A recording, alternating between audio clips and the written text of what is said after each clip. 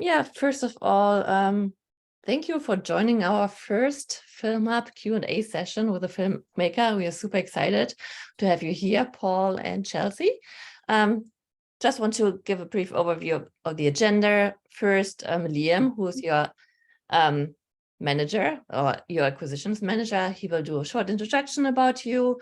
Then it would be nice if you could introduce yourself and, just a few words, what inspired you to do the movie. And then we hand it over to Keju, who's our recommender manager and the Film Hub team, and he will lead the Q&A session with our team and with you. So with that being said, I hand it over to Liam. Awesome. Thanks, Simone. Paul, Chelsea, thanks again for doing this. This is our first ever filmmaker Q&A session here at Film Hub. So really excited to have you both. And we've all seen the movie and all loved it. I think your film just really highlights how important, creative expression can be for people experiencing personal hardship and growth. And you did so in a super fun and, visually stimulating way, especially with how you showcased Trish, played by you, Chelsea, going through all the visualization experiences throughout the film. And so, yeah, I'm going to embarrass you both very briefly and provide a quick bio on both of you. Paul Sprangers is the director, producer, and co-writer of Smile or Hug. He is originally from Red Wing, Minnesota, and spent many years touring in an indie rock band before pursuing his love of filmmaking. Paul has directed numerous music videos, commercials, and short films, including Stranger Danger, which won Best Editing, Best Live Action, and the Audience Award for Best Picture at the 2019 UCLA Film Festival. His spec thriller, Night City Zappers, won the 2020 UCLA MFA Screenwriters Showcase and was a finalist in the Austin Film Festival.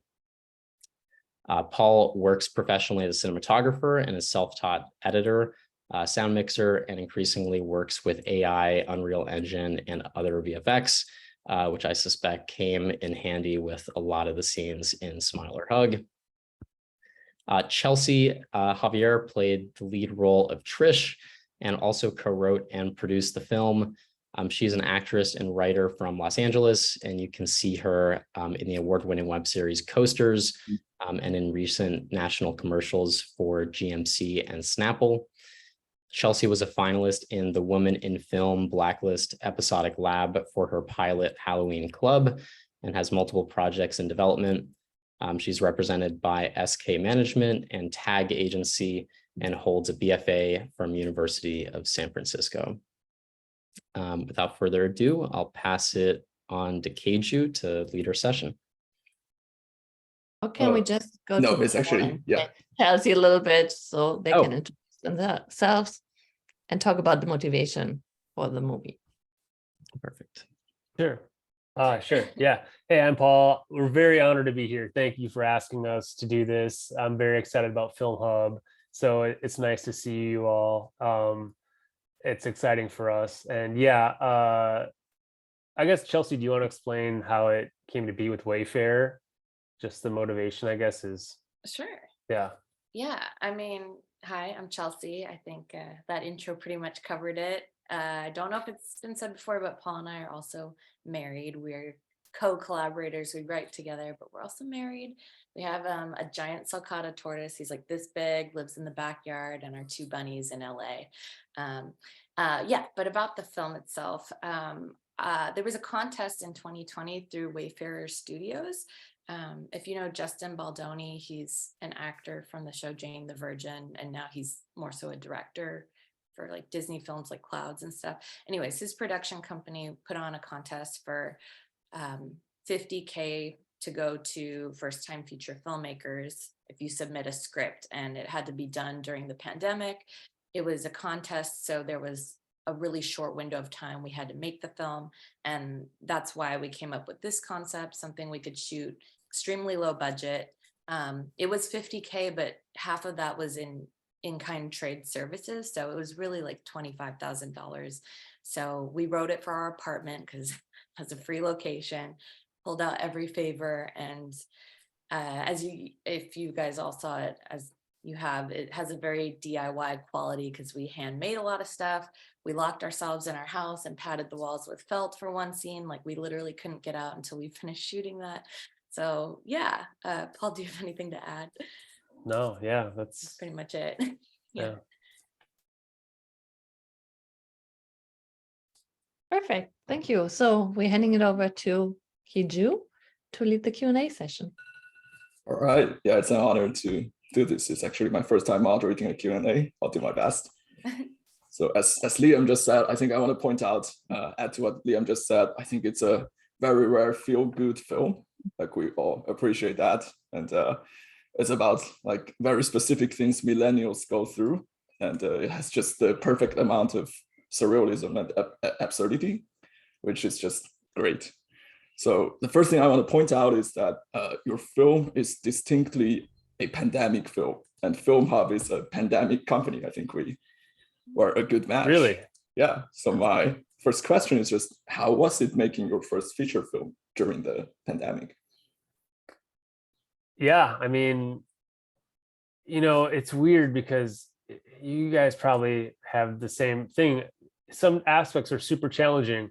Like, luckily, Wayfair was paying for the COVID testing, which was probably the most expensive part of production, and paying the COVID tester, right? But so you know, there were some times when a crew member would get like a false positive and we have to shut down. And actually, before, like a week before we start shooting, they were testing everybody. You know, there were 4 other films part of the contest, and so 2 of our films went to the same place to get tested, and it turned out one person from however many people, that was like 20 or 30 combined, had a positive. So and it wasn't our production, but we got shut down. But then it turned out with that extra time, we were able to get our ducks in a row, and that gave us time to get Danny Trejo, who had previously not been available. But then you know what I mean? It's like insane. So it's like, it seemed like that was the case. It would be super challenging, but then it would benefit us in some weird way. So that's my impression of shooting during the pandemic. Chelsea, do you have any other specific pandemic? Like, No, I mean, I think it was just a miracle. Everything, I cannot believe that it worked out the way it did. As Paul said, you know, things would happen, set us back, and then it would push us forward. It was nice to be in person after, you know, most of the start of the year, we were just in our houses. So it was really nice to get outside, even with, you know, the masks on and the protocols. So it was a challenge, but it was also, I think, gave people a lot of hope, because the people working on our film were in the same boat. I mean, everyone was in the same boat, right? We're just at home all the time. So it was really nice to be able to get on set. So I think it was a great experience. That's amazing. Yeah, so to expand on, you mentioned Danny Trejo there. Could you talk a bit more about the casting process? yeah, Chelsea. Yeah. So we learned a lot with this film, and one mistake I think we made, which ultimately worked out, but since there was so little funds, we had to do a lot of parts ourselves. So I cast the film, and we just didn't have the budget to hire a casting director. And for the most part, that was fine. But for Danny Trejo, that was very challenging, because I'm like, how do I get in contact with this guy? But luckily, I knew a few filmmakers because he's been in a lot of indie films. So tried to connect with him that way. It didn't work out. And then my old acting coach at the time had directed a music video like a month before that he was in. So he had his manager's phone number. So that was the initial point of contact. But even that was really hard, because she didn't want to hear from, you know, us. We're like, we can pay him barely anything.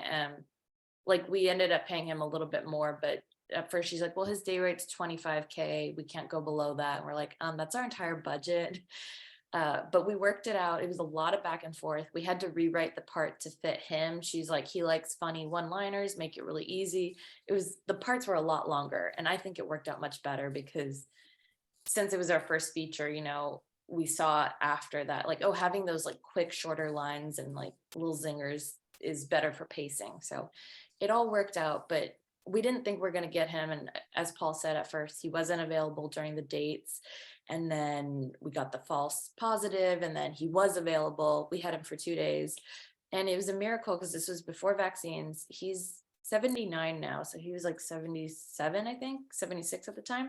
And he had just had shoulder surgery the week before. So he was super old, just had surgery. I cannot believe he agreed to do it. He showed up on set, and as you guys saw, we have a stunt where he like punches through a painting. He's like, hey, I just had surgery a few days ago. Do you mind? Like, I'm gonna take it easy. Like, he still did the stunt for us. He was very nice. It was it couldn't have worked out better, but it was crazy. I was so anxious leading up to that because I'm like, is this gonna work out? But it did. That's awesome. I honestly thought you created the character with Danny Trejo in mind, like from early on. We did. We had him in mind, Okay, but we you- were like, we don't know how we're gonna get him. And everyone told us like, no, that's not going to happen. Yeah, everyone said no way. We were like, it has to be this guy. Like, That's I don't know. amazing. Yeah, it's crazy. Yeah, because we Oh. had a lot of actors just through like Actors Access and like casting Mhm. options that were like really awesome character actors, but they weren't famous. And they would have been great, but we wanted to have a few recognizable faces in the film, especially since this is such a low budget thing. And I think having him in the film was one of the best investments because that's helped get more PR, that's helped people watch it. A lot of reviews I've read would be like, oh, I found this because Danny Trejo's in it. So it worked out. How about the kids? They are great. I'm sorry? How about the kids? Oh, yeah. So I was a full-time art teacher at the time, and those were like some of my real students. I taught an art class over Zoom that year because it was a pandemic, summer school. And so like Jean, one of the main students, was in my class. His sister played one of the students, and it was just sort of word of mouth. And the ones that didn't want to be on camera lent me a lot of their paintings for the final art show. So Oh, the ones that wow. looked like kid paintings were done by kids. I did all the other paintings, but you know, a few of the more like kid-friendly ones were done by my students. So yeah. And some Awesome. some of yeah. our friends, their kids were in. Some of We had to Paul's do friends pickup. and- We had to add more kids to the class, so we did some pickups with other Yes. friends' kids. Yeah. That's awesome. So, okay, yeah, to the next question. First, I want to say, Chelsea, you sell yourself short for saying it's DIY quality. I want to say it looks and sounds as good as any like main studio product. So like basically, how did you pull that off with such a small crew? Well, you just mean like the photography or the? Yeah, I know you Yeah. did photography, you did editing, Paul, and yeah, it's like Well, basically how long was the shooting? How long did post-production take? Like everything. so we were able to get a budget, like with our funds, we were able to budget like 9 days with a Okay. small crew, which would be like, I had a first AC, but I shot it, a gaffer, first AD, I think we had a script supervisor, but some of those people were doing like double, triple duty. Yeah, but then we did another additional like 20 days of pickup shots because we had Chelsea, right, who could work for free. We shot a lot at our apartment or car shots. We had a simple like rig. I mean, literally like the cheapo suction cup rigs you can get to put on cars and stuff. And so all that stuff we shot, and the studio didn't want that, but they also knew we had to finish, so they just kind of looked the other way. But technically, I don't think we were supposed to do that. But so that was just a crew of our two producers who are friends of ours from UCLA, and then me and Chelsea. And those would be all those pickup days, would just be this skeleton crew shooting. And then yeah, the sound mixing, that's super important to me. I mean, I'm sure you guys know. I mean, I was aware. I've watched a lot of short films and indie films, so it was really important to me that it didn't matter what it took. We did a lot of ADR for this movie, and some of it was, using newer tech like Pluralize, which will help sync up audio. Sorry to get in the weeds if this is too much, but Oh, please. okay, but then some of it is like literally, hand, putting together, sound to picture, and then maybe multiple, like I'd never done ADR before, so I'd have to bring in like an actor again for a second time because the first time I fucked. So it was very involved and painstaking, but I learned a lot, and it's very important, I think. And I'm proud of it. It's not perfect, of course, but I care about, quality very, very much. Like, I'm a very big fan, so it doesn't matter how low budget our movie is. Like, it's very important that we do our best. It's not, clearly it's not Hollywood status, but we tried. Yeah. And just to add on that, I mean, Paul summed it up perfectly, but I also really care about quality, and like for the paintings, because this is about an artist, I did all the work myself because I was like, I can't commission anyone to do this. Who else is going to paint these paintings? But it was like the last thing because we had so many other things to do before the shoot. So I remember the night before Danny Trejo, I was up till like 3 a.m. or something, like painting the paintings that he was going to punch through, and just making sure they were all the best they could be, because I wanted it to be, we wanted it to be as colorful and interesting as possible. And we had a really great production designer, Katie, who did a lot of the apartment stuff. She made all these things out of felt.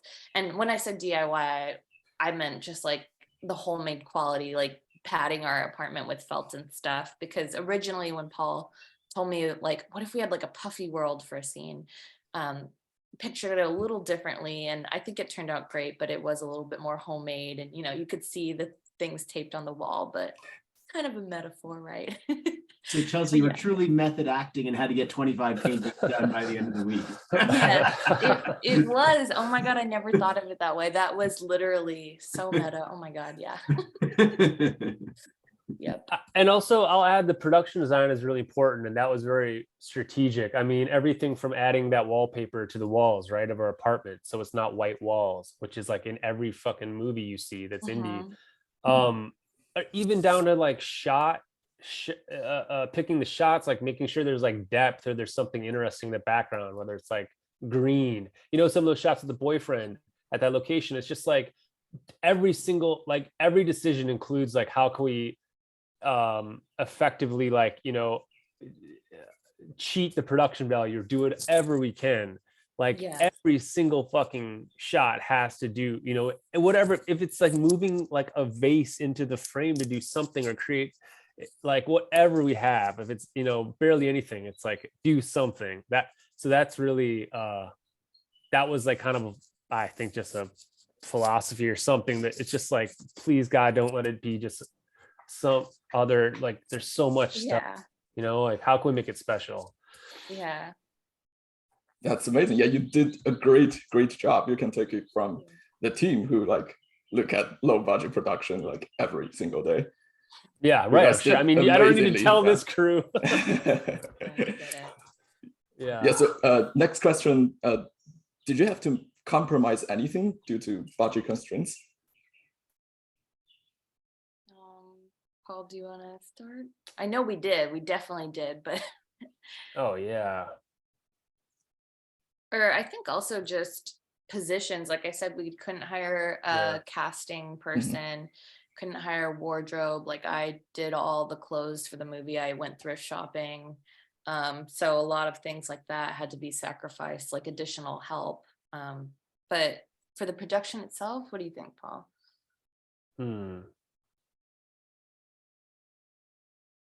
Well, I mean, we wrote the script to accommodate, the budget constriction. Like, we knew there would be this like really harsh limitation. So so everything was designed around that makes sense. Camera, everything. That's awesome. Yeah. Yeah. Okay, so my next question is, how was working as a creative couple? Did you fight? Did you? We did. Oh, yeah, we did. You damn right. Yeah, that was intense. I mean, luckily we've worked together before. Like, we've made a bunch of short films together and other things. But yeah, feature is a whole another beast. Yeah, and like our apartment was the set, so that was very stressful. Like having to like wrap the day and then go fucking walk over, To our C bedroom. stands and Yeah. fucking craft services in our kitchen. And it got to be a lot. I mean, even though that's so lame to say, it sounds so like first world problems, but that was it was stressful. There's like no privacy for a while. Yeah.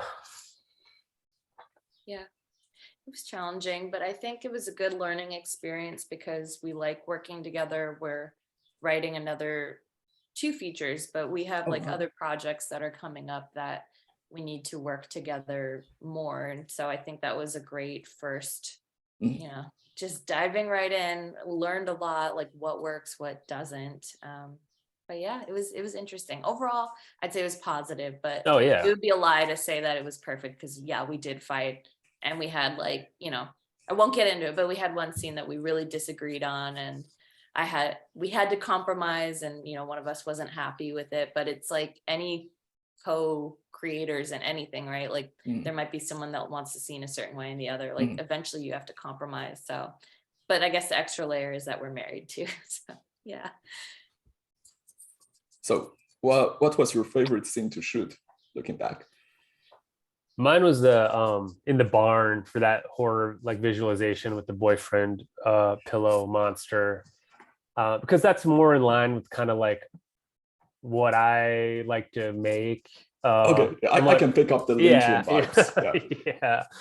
Yeah, in the puffy world, that is my favorite stuff. The surreal action stuff. Yeah.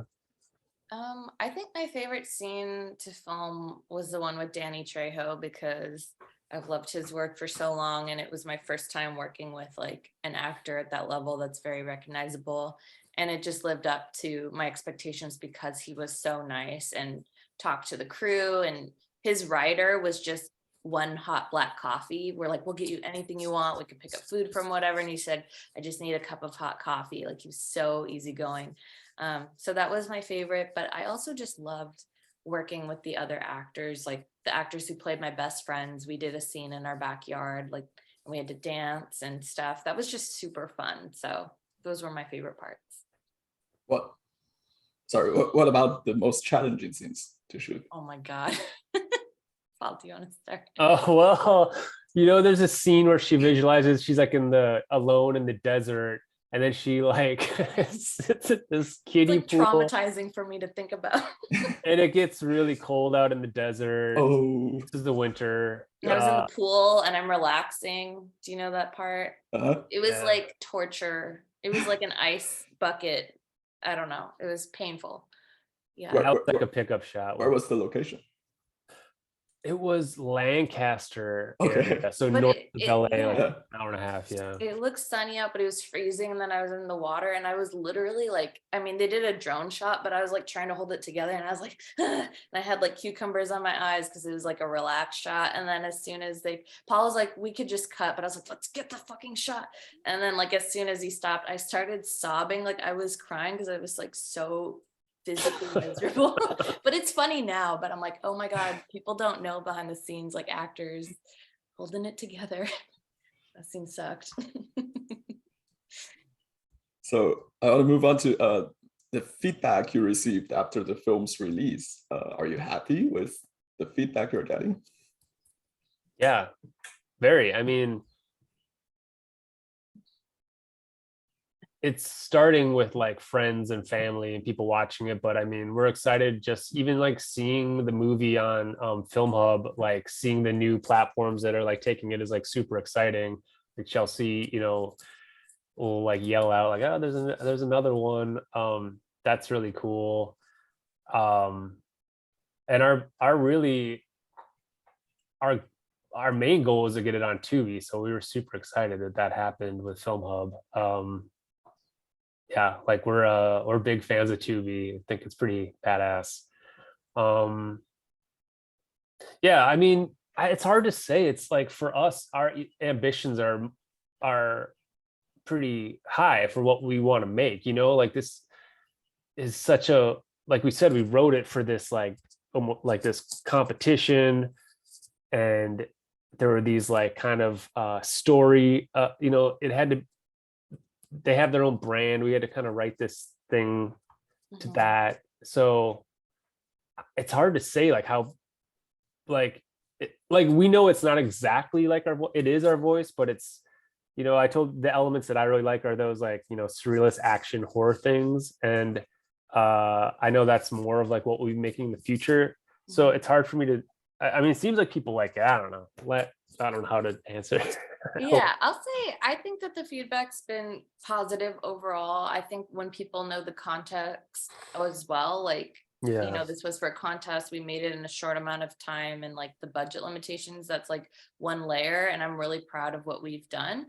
I will say I've made the mistake of going on Letterboxd, and you know, there's always going to be a few haters out there, but it's kind of funny. I'm like, oh wow, this person is so mad. But I'm like, okay, why did you watch the whole film then? Like, you could have turned it off, but instead you wrote like one is like so long on Letterboxd, and it's like 1 star. But I'm like, okay, well, I'm glad you spent this much time breaking it down. Like, thank you for watching.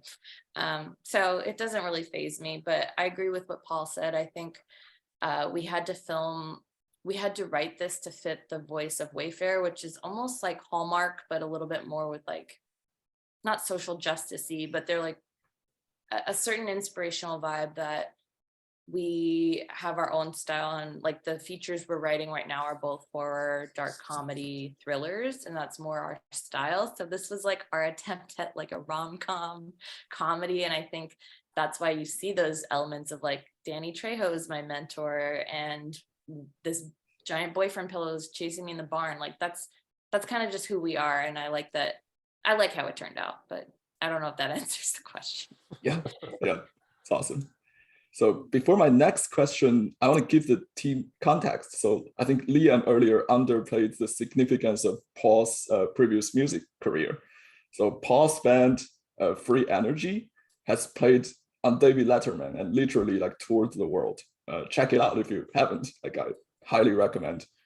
And so the question for Paul is, how is the transition from an established musician to like starting fresh as a filmmaker?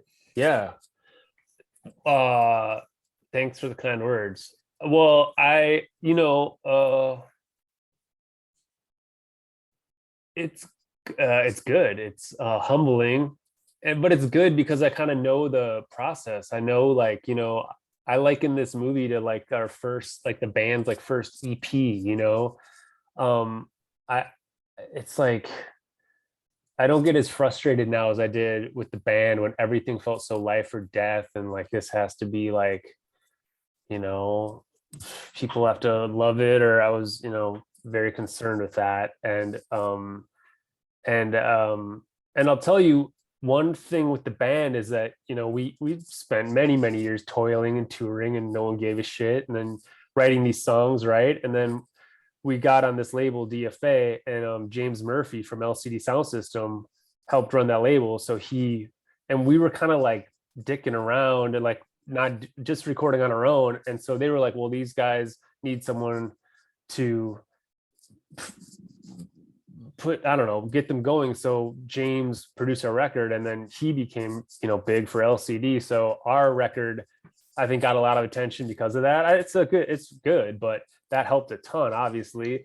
And after that, we fell into this weird like cliche of a band where we started listening to people like our manager, who we'd never known before until we made this record, and, you know, agents and PR people and everyone, and just totally like cliche. Like, I don't mean to be too hard on myself, but not making things from that same place of before. It's like, that's like the story of every like rock story. But I will say that I apply that now to filmmaking. It's like, again, consistently making things. We're always shooting things. I'm always writing scripts. It doesn't matter if they get made or not. I understand, like, in my bones, that it really is the process and not the results. And I do want good results. I want to make money. I want people to see our work, but it's not for me to decide that. It's like, we have to do the work. So I know that maybe that's kind of like, I don't know. but that's what I learned from the band. I had to make all those mistakes. I had to be like a fucking sad, like desperate rock guy who wanted people to like our stuff, to realize like that doesn't. Now I was miserable when that band was super popular. It was super miserable, super unhealthy. So I also learned that for filmmaking, because filmmaking can be very stressful, and it's helpful to know, okay, got to stay healthy while we shoot, eat healthy, like sleep well, be prepared. It's a marathon. Yeah. And can I just add really Yeah, quick for sure. that it helped a ton that Paul has music background, because he wrote the songs in the film, like the boyfriend music and the popsicle song, and just like little funny things that added such a layer and so much personality to the film. And he did a lot of the score. He worked with Phil Dickey, who is our music, composer. But like between the two of them, they made all the music and took into like my feelings into account. Like I love that like some of the music was kind of had like a Hawaiian vibe when Dr. Garcia would be on set, which is like my grandpa's a Filipino Hawaiian guy, and he wore my grandpa's shirt in one scene. So it was just so cool to like, he knows me, and I just feel like really grateful because the music turned out so good. And that was all Paul and Phil, And Phil, mostly Phil. But you wrote the lyrics for the songs and stuff, so it really helped. That's all I'm saying. That's amazing. To further expand on that, I think to go into the business aspect a little bit, I think Free Energy Rose broke into the scene when during like the indie rock boom and Bandcamp and all that. So like, how do you see the film industry transitioning into like going the same direction? I mean, I think Film Hub is the freaking start. We did talk to a few distributors who were kind of still doing the old school model, and we're like, yeah, we want to take it to the film market and like give us this money to have on retainer. And we're like, what the fuck? And I watched some interviews with Liam on YouTube, and I read like every single page on the Film Hub site, and it just seems like this is the way. So I'm psyched. I will say, I think this whole thing, with streaming, the WGA, like I like the ad supported. That's why I like Tubi. I think there's something about ad is closer to like a ticket, right? At a theater, it's like I pay my money to go see the thing, right? Or like for advertisers, it's like if somebody's watching this thing and it's popular, then I want to like advertise on this, and that seems much more fair than a streamer service where it's like everything is sorry if you can edit this out if this does not fit the film. But where like all this money is pooled together, right, from subscriptions, and then people like get to like figure out what they're going to make. I like the ad supported or ticket supported version a lot of distribution.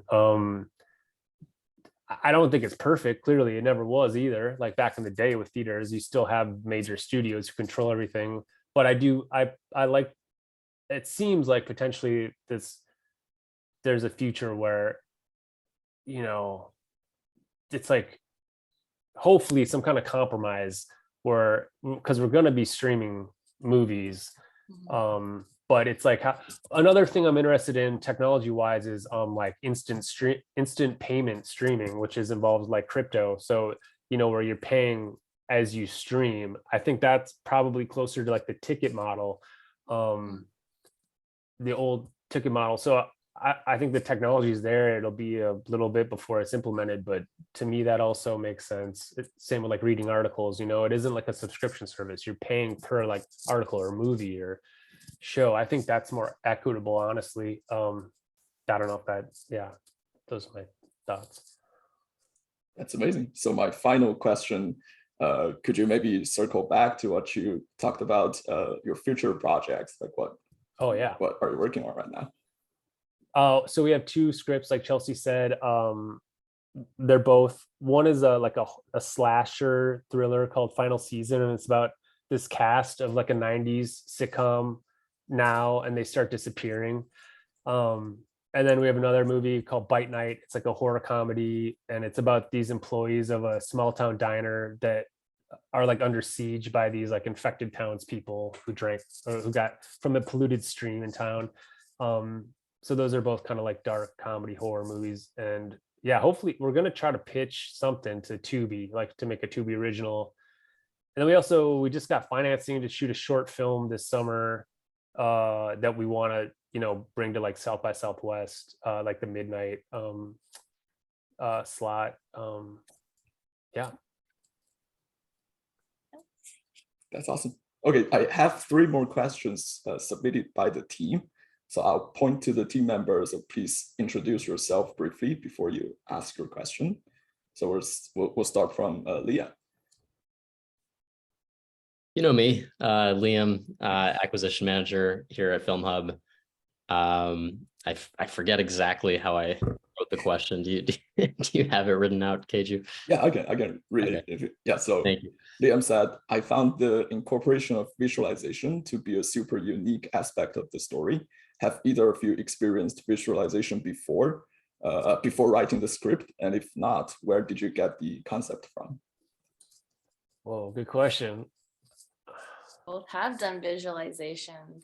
Do you want to say Paul Hoffman or? Yeah. Well, yeah, it was inspired by the Hoffman process, which is something I did at my lowest point, but it involves a lot of visualizations and experiential.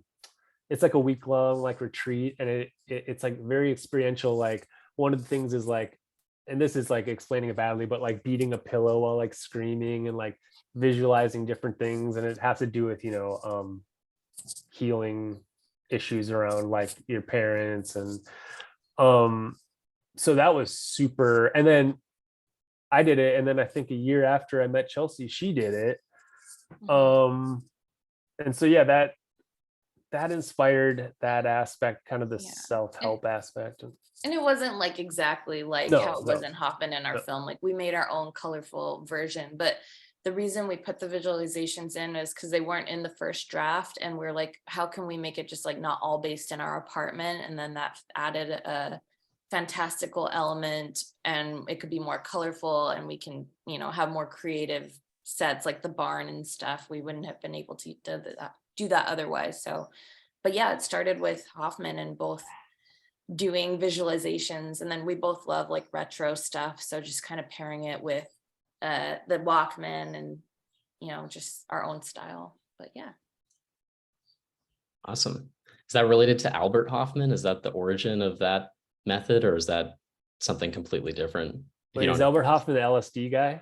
Yeah, he is. No, That's the same. Completely different. Okay. Yeah, totally different. Yeah. It's not, yeah, I feel like you have to look it up, and I don't know how to explain it well because it's not like religious or anything, or a cult, because I'm like, we are not explaining this well, but yeah, nothing to do with LSD. Yeah.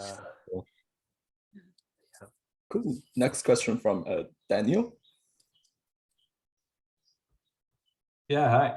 My name is Daniel. This is my 3rd week at Film Hub. I'm new to the kind of industry and the domain, but yeah, love the creative work that's happening in the space, and yeah, I really enjoyed the film. I wanted to ask if there were any kind of, you know, serendipitous moments or, you know, things that weren't in the script, right, that made it into the final cut. Good question. Well, one thing comes to mind is like we used a lot of ad libs from the kids. Like we just asked them questions because kids aren't the best actors sometimes. We left in a few of the lines, but we know some of them were like really big. Like this one girl was like, oh my God, the painting. So we'd ask questions like, what do you miss about being in school? Because, you know, it was during the pandemic, and one of our friends' kids was like, I really miss seeing my friends at recess. And it just kind of felt like touching because they were just speaking from their own experience. So I feel like that was one thing that made it in that it wasn't scripted. Do you have anything to add to that, Paul? No, yeah, that's a good example. I think we used mostly improv takes from the kids versus lines we had given them, which just didn't work. Yeah. All right, so finally back to Simone. Oh, hi, I'm Simone, operations manager here at Sum up. My question was, because you're, featuring self-help tapes in the movie, do you have any personal experience with self-help tapes or books, and how did that influence the movie? And then also, I'm amazed you found a Walkman and tapes. My kids don't even know what it is. They probably wouldn't be able to put it together. Yeah, but the question about self-help tapes, do you use them? How did it influence your work? Oh man, I mean, I've probably read every self-help book there is at a certain point, and then so yeah, that definitely inspired it. And just I think like the tactile visual nature of the tapes and the Walkman Mhm. is, yeah, for us that visual aspect was really important. But yeah. Yeah. And Chelsea, you read a lot of self-help books, right? Yeah, I've read a lot of self-help books as well. We both love self-help, which is kind of funny because we're like horror, dark comedy people, but we have an element of like, I'm still into positive thinking and stuff. I'm not all dark. I like a lot of like Wayne Dyer and just books. I don't know. Yeah, but I was gonna say, in our first draft, we had a therapist that was a female therapist who was very like comforting and like just over Zoom, and sort of more of a traditional self-help type character. And after we developed it into what it became with our mentor, filmmaker Jim Burkett, we kind of realized that it would be fun to turn the character inside out. And we just love the idea of self-help tapes, and that's why I feel like it became much more funny and cool. Like, when Danny Trejo in the first visualization is like coughing, he's like, oh shit, I'll just edit this out later. It's like, what is like if someone wanted to make their own self-help tapes but they like weren't good at it? So just sort of playing with that concept, but definitely starting with ourselves listening to self-help came into play. It influenced us. So yeah. Awesome. So I think we have some time left for the rest of the team. If any of you have any questions or comments, please. I was curious about what your inspiration for the mind painter idea in the movie was. Like where did that come from? Yeah. Paul? I mean, yeah, that's a good question. I think it was just well, I think once we knew we were gonna like have these visualizations, and it also, I don't know, man. I mean, I think it ties to Chelsea being a painter. It's also like this idea, like your thoughts become things. So it's like our own take on that. Like a mind painter is someone who like paints their own life, I guess. Yeah, creates yeah. their own reality. Yeah. Yeah. But also kind of had an Obi-Wan Kenobi vibe a little bit, like, yeah. Yeah, I was curious about that because I love surrealism. So I didn't know if it was like related at all with that painting style or things like that. Mm-hmm. Yeah. No, I mean, I think we just wanted to tie it in with, okay, we have an artist, we have a painter's story who's experiencing, artist block. We have the self-help element and just trying to make the dialogue blend to make sense. So I think Paul came up with that, and he's like, okay, he's a mind painter, and then designed like a little business card, which is just like a random funny detail that didn't really, I don't know, it's just funny. So yeah, he's a mind painter. Yeah. I'm so curious to know if anyone from Film Hub has like thoughts about indie movies, or I don't know, just what's top of mind with Film Hub, like what you guys talk about or what you're seeing, and I don't know what excites you or what doesn't, or advice you have to Oz, do you want to take filmmakers. that? Yeah, thank you for that, volley. So let me just a quick intro. I'm Klaus. I'm a co-founder of the company, and I've done a lot of mainstream movies as a film composer. I've done a lot of more than that indie films as a film composer. I did them here in the States. I did them in France. I know more than I ever wanted to know about like typecasting and constraints and so I have to tell you, highest respect. I mean, talking of working with constraints, you didn't only have like a budget constraint, you had the pandemic and then a matrix combination. I mean, no, you did this. I mean, I know it's hard enough to pull off like, I don't know, a cast availability as it is, and then to have like testing come, cross the path every day. That's just, I don't even understand how this works. So I personally think I love, that was part of the idea here. Like, I love working with constraints. I know I had movies where I had basically unlimited budget, but none of these were as fulfilling and actually creative as when you were given even artificial constraints. And you can see this usually, you have a fallback to your, backbone, like nothing to create from here. Let's just do this. It's not going to be good. And then it's going to be good after 3 months you look at it. I don't know. Did you have that kind of experience? Like, I know you probably like, oh no, give me the full budget and don't ever tell the producers, I love low budget. But how did you have a feel like this was actually liberating and there was really good stuff about this constraint stuff? Absolutely. Yeah, 100%, man. I mean, I love handmade, the look of handmade things like that, like the puffy roll at the end. I mean, it literally, I mean, it could be better, and some people on set were like, this is too shitty looking. And I'm like, no, it's handmade. Like I'm dying. I love seeing that stuff. I mean, Wes Anderson is one of my favorite filmmakers. And I mean, he works. I mean, I know he has all the money available to him, but he works with constraints, I mean, he uses lo-fi technology. Yeah, I 100% agree. I mean, I love handmade things and bespoke things. And I think that takes on value for people the more there's like infinite CG, like as we're all seeing too, these DC movies like flopping one after the other. I really think like bespoke handmade things in any, really not just film, everything is like has so much value, right? I mean, the score at every level, like things that feel handmade and handcrafted and have are imperfect. I think that's very important. And just to add to that really quick, I also feel like the constraints, a lot of amazing things came out of it because a lot of people wanted to help out and just work on this film for free. Like we paid pretty much everyone, but like my sister sewed the boyfriend pillow and the life-size one too. My dad wanted to be in the film, so we did not pay him.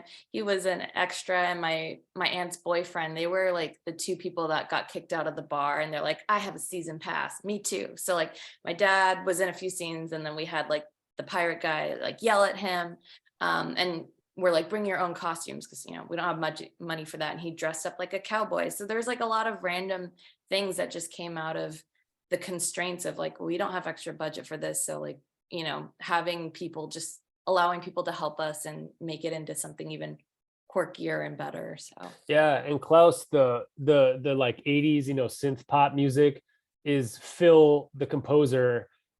He made that record years ago, as it's called Dragon in 3, but it's him as he kind of did it all. And I'd always liked it, but we didn't know what to do. I wanted to, some of the songs are original indie songs that we were able to license, but we didn't have enough money to do the whole movie. So I played it for Chelsea one night. I'm like, could this maybe be the score for the movie? And Phil was, very graciously let us have it for the whole album for very cheap. And then a lot of the score are alternative versions of those songs, but done, like she said, like in a Hawaiian version or a stripped down acoustic version. So we were able to use, this album that really disappeared, but like just reusing things and reappropriating, and yeah, it's pretty cool.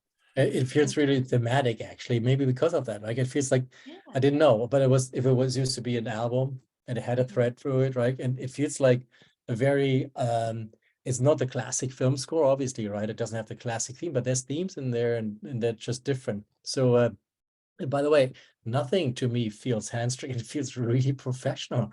I don't know if the team agrees. Like it felt to me like just like anything else I've seen. So if we wouldn't have given me the budget, I would have never known, really. Really absolute respect. And that's, by the way, for me, that's super motivating. To us as a company, is like to see that I've been saying this for years. And I mean, I have a few like really like founder stories of movies I worked on, which didn't see the light of day. They didn't get a distribution because they were told there's no audience for this or whatnot, it's not good enough. And usually by those guys who have absolutely they add no value in the whole chain. Like, what you're doing and you're doing it for an audience, you're thinking about this. The writing is impeccable, by the way. It's just like dialogue. Maybe because, it's rare that the lead actually co-writes, but now I get the whole like relationship thing here. That this is maybe harder and easy at the same time. I know that's cool. So it all makes sense more. But sorry for the rant, but no, I think this is great for us as to see, yes, you can do with next to nothing. You can do not only a good idea, but also great production value. And yeah, you don't want to maybe do this for 50K every time, but but you can, and you've proven it, and that's really great. Really congrats, fantastic, and thanks for inspiring us. Thank you. Thank you guys. This is awesome. Awesome. Any last questions, folks? Awesome. Paul, Chelsea, this is awesome. This is so great to have you guys as our first one here. This is like so much fun. And as Klaus said, really, truly like a really cool story of how the film was made. Great to see a bit more behind it and also get a feel for you two. And I see both of you coming to light a little bit in this film, which is really a cool piece. And that's really special. So thank you so much. And we're so happy that we get to support you here in your artistic and economic journey here at with your filmmaking. Thank you all very much, and hopefully we'll be doing this together many more times. So yeah, please, let's stay in touch. Awesome. Thank you. Thank you so much, folks. Cool. Later, guys. Thank you. Bye. Bye.